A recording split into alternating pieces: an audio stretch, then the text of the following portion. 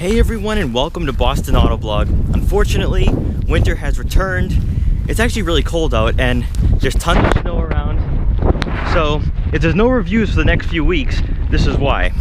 I thought with the 70-degree weather that we had like 3 weeks ago that this was the end of winter. Unfortunately, we've had 3 nor'easters already and there's a 4th one for next week. So now I'm back in winter mode.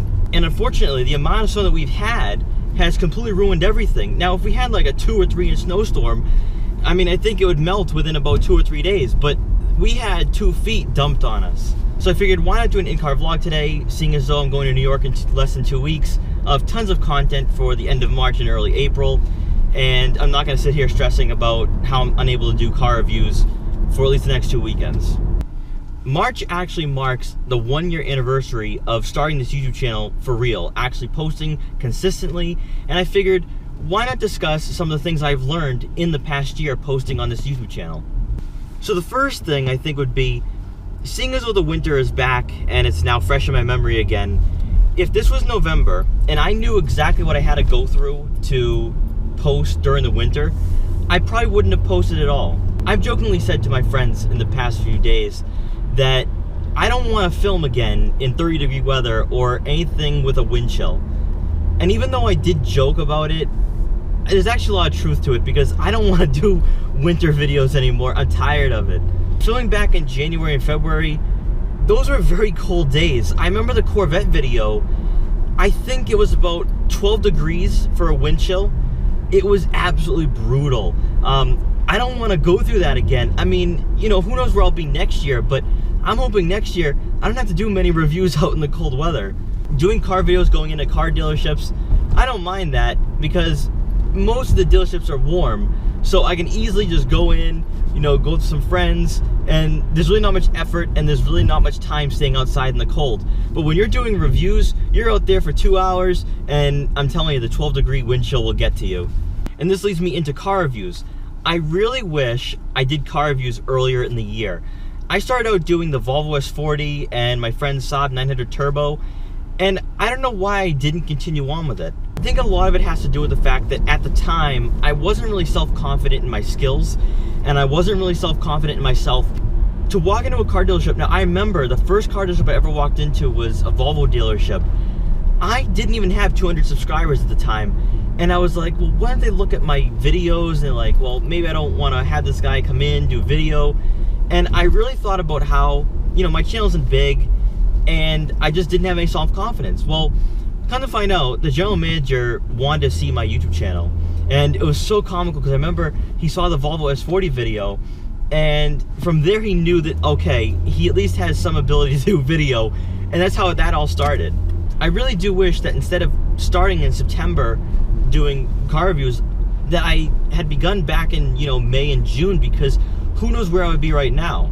But then again, I look back at where I was in December and I think, wow, I've come a long way. Number 2 is following your own intuition. Now, when you do automotive content, there's a number of ways you can do this. I think even on YouTube, there's, for any YouTuber, no matter what genre, I think that they have the same situation. As an automotive YouTuber, you have to decide what is appropriate to post and what isn't, and I think a lot of that has to do with your brand.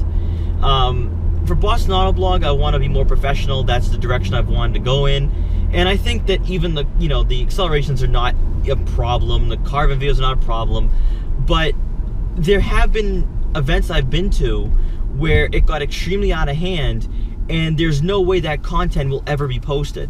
This event ended with excessive burnouts and the cops showing up, and that's not normally the type of event I go to. In fact, there were some BMW and Audi guys that did show up, and they had left about 30 minutes before things got really bad.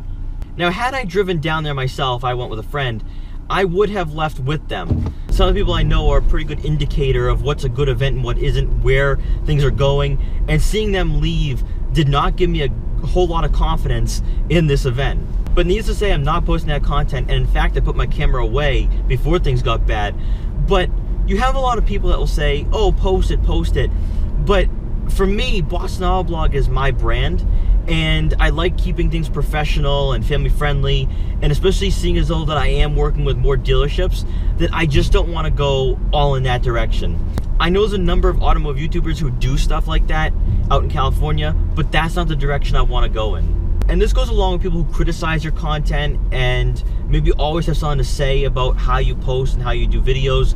But at the end of the day, you're the creator of this content and you're the person who actually has to edit this content. So it's up to you to decide. Sometimes I think maybe, at least for me personally, I overthink things, but at the same time, I like keeping things clean and professional, and I think that's the only way that I can see this channel excelling and moving forward in the future. The last thing I'd say is being persistent, being patient, and having a lot of passion. Things don't always work out the way you want them to, and that's just a part of life. But in the automotive world, and when you're trying to do automotive content, when you have snowstorms and any type of things that really set you back, it can be a little bit demoralizing. With the snowstorms, that was a major setback. You know, it was something that I didn't plan for. It's not something that I had anticipated happening. And I did say that in, I think the last in-car vlog I did, that I expected about another 1 or 2 more blizzards, but I was just hoping that that was not going to be the case. And instead of just 1 or 2, we're turning into 3 and 4. And this is also something that I've had to fight through. I mean, I do get down when I'm unable to do video, and you know, I have some great ideas for the new car reviews I want to do. You know, in fact, maybe the snowstorms were a blessing in disguise, because I've had some time to think this through, and you know, I'm really excited for the new reviews that I want to do in the future, and hopefully dealerships are open to that new idea. But at the same time, I would like to be able to post content and, you know, have new car reviews for you guys, new content, you know, maybe go into car dealerships. I wish I could be able to do that, but unfortunately, I live up in New England, and this is what happens in March. Patience and persistence are huge, though. I think, you know, even for me, I feel as though, like, oh, I want to go do this, I want to do that. You know, I'd like to have this opportunity, I want that opportunity. But that's something that I haven't earned yet, and I have a lot of work to do. I have a lot of videos to create, and there's a lot of things that need to happen before I can get to that point. And lastly, passion is the most important thing at the end of the day, especially for someone like me who's a very small YouTuber. Unfortunately, with YouTube's new policy, I am no longer making money doing the videos that I am. And it's unfortunate because I was making a decent amount of cash per month. I'm not saying, you know, I was making thousands of dollars, but I was doing pretty well. And to have that taken away, it was another demoralizing factor into making videos. But at the end of the day, I love doing car videos. I love making review videos. I could do it all day, and in fact, when we start getting to 60 and 70 degree weather, that's exactly what I'm gonna do. But that's where patience, persistence, and passion, to me, the 3 P's of success for long-term success with YouTube, it comes into play. I have to be patient, I have to be persistent, and the passion has to take over when it comes to creating content, and not focus on the fact that I lost monetization and I just need to continue striving for 1,000 subscribers.